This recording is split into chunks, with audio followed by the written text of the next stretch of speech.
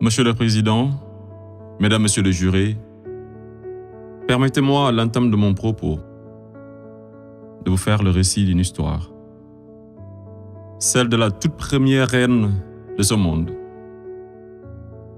Une reine d'une beauté légendaire, au cœur pur et généreux, à qui la nature avait fait don de richesses inestimables.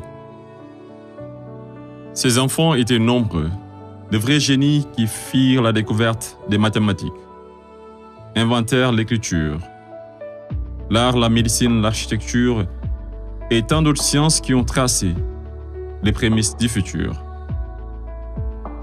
Ils vivaient tous libres et épanouis, jusqu'au jour où la malédiction frappa la reine de plein fouet. L'ange de la mort venait de guider une vieille dame venue des contrées lointaines, dévastées par la sécheresse, qui fut pendant très longtemps à la recherche d'une île autrefois appelée Eldorado. Elle parvint enfin à déposer ses valises aux portes de cette île aux multiples trésors cachés, accompagnée de ses enfants les plus assoiffés, puis songea à construire un cheval de Troie qui sera offert en signe d'amitié, et lui fit don également de nombreux présents, parmi lesquels une boîte de Pandore. Le malheur s'empara alors de ce gigantesque royaume, entraînant la chute de sa reine, la mort de certains et l'exil d'autres des plus valeureux. Ce fut l'effondrement d'une civilisation qui aura duré des décennies, une histoire plagiée et falsifiée. Fin de l'histoire. Monsieur le Président, je mesure combien il est difficile pour un jeune avocat d'Afrique, sans aucune expérience et qui n'a nulle connaissance des affaires géopolitiques, de plaider pour la mère Afrique contre l'une des mafias les plus dangereuses au monde, la France-Afrique.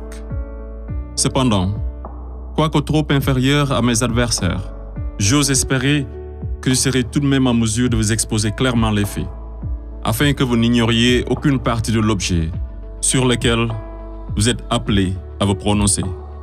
Je vous prie alors de m'écouter avec bienveillance.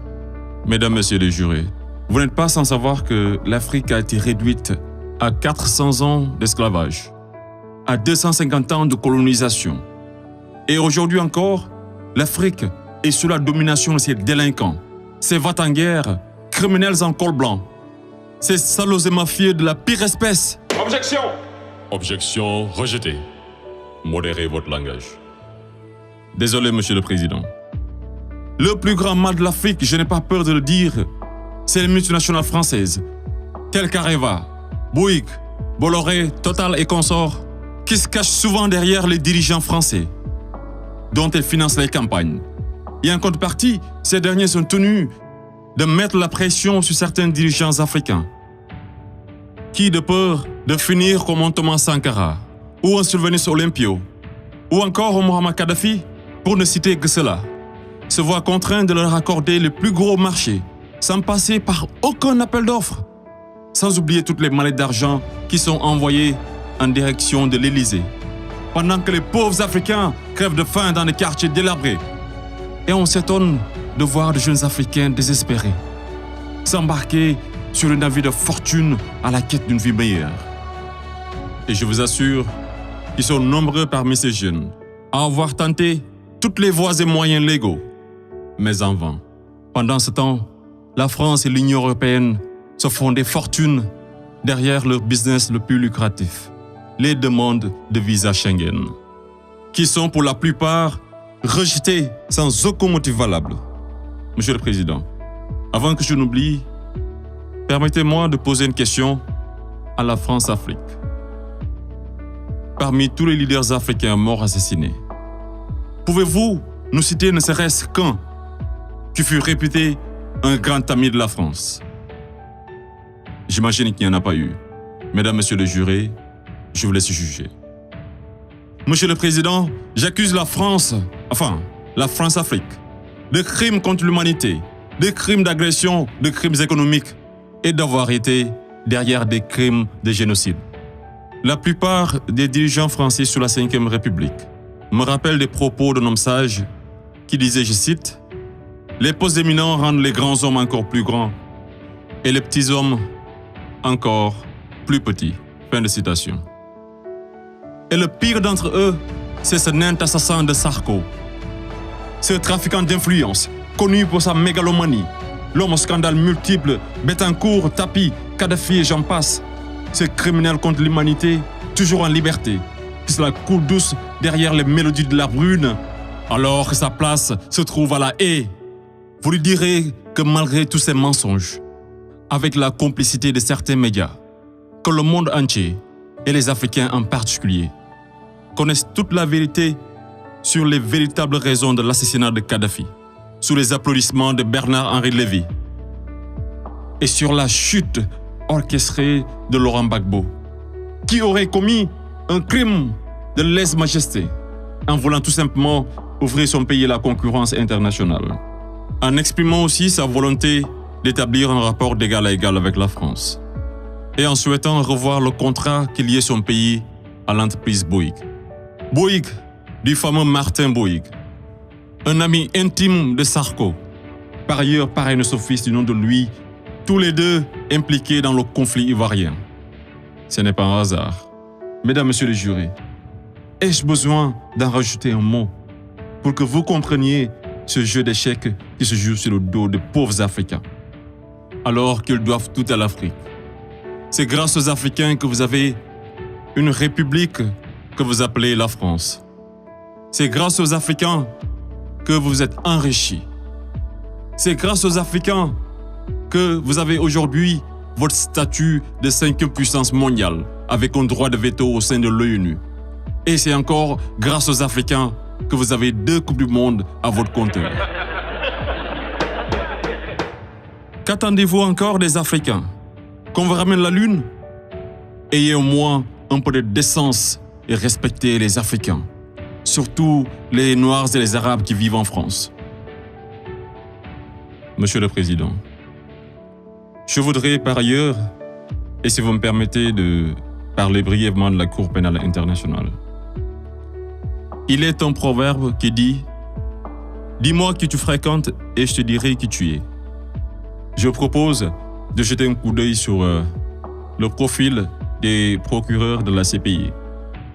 Commençons par l'actuel procureur de la CPI, une dame que je respecte pour 2 raisons.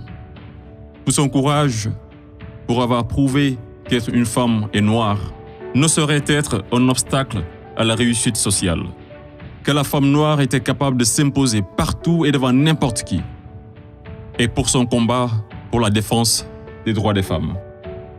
Mais devrions-nous faire semblant d'oublier qu'elle fut procureure générale, proche collaboratrice et conseillère juridique du président, et ministre sous l'une des pires dictatures de l'histoire de l'Afrique, sans jamais démissionner? N'est-elle pas comptable de ce régime?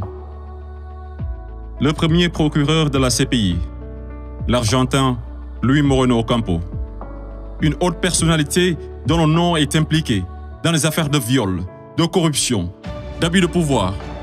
Un procureur de la CPI qui détient avec son épouse des entreprises offshore dans les paradis fiscaux des îles Vierges, de Panama et de Belize. Et c'est le même type qui aujourd'hui offre ses services aux personnalités poursuivies par la CPI afin de les aider à échapper au séjour à la haie, moyennant de grosses sommes d'argent.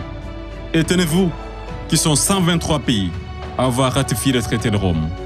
Et sur 10 enquêtes ouvertes, 9 sont africaines. Je me pose la question à savoir, sommes-nous dans une cour pénale internationale ou africaine? Voilà une cour qui représente pour les Occidentaux un instrument d'oppression et de domination des Africains et de leurs dirigeants. C'est pourquoi l'Afrique a besoin d'une cour pénale africaine, par les Africains, rien que pour les Africains et financée par les Africains.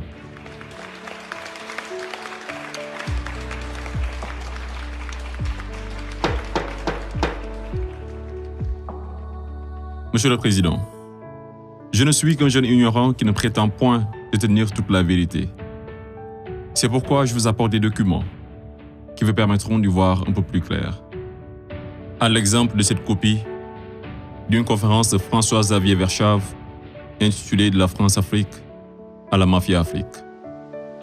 Je salue également le courage de ces hommes et femmes de valeur qui osent lever leur voix pour défendre les intérêts de l'Afrique. Je pense au grand Kémy Séba avec l'ONG Urgence panafricaine. Je pense également à notre frère Claudie, à Fatou Diom, au grand Youssou N'Dour, à notre maman Angélique Kidjo et d'autres artistes des plus engagés comme Alpha Blondy et Tiken Jah Fakoly, pour ne citer que cela. Sans oublier toutes ces personnalités qui œuvrent pour la promotion des jeunes et des femmes, à l'égard du docteur Anta Sané et bien d'autres femmes de valeur. Monsieur le Président, loin de moi l'idée de proliférer des menaces. Mais si par malheur, la France-Afrique est aujourd'hui acquittée, sachez que la jeunesse africaine l'obligera à quitter. Elle se mobilisera davantage et réunira toutes ses forces vives, hommes et femmes de valeur, sans exception d'âge, intellectuels, sportifs de haut niveau, artistes de renommée internationale et sympathisants de l'Afrique.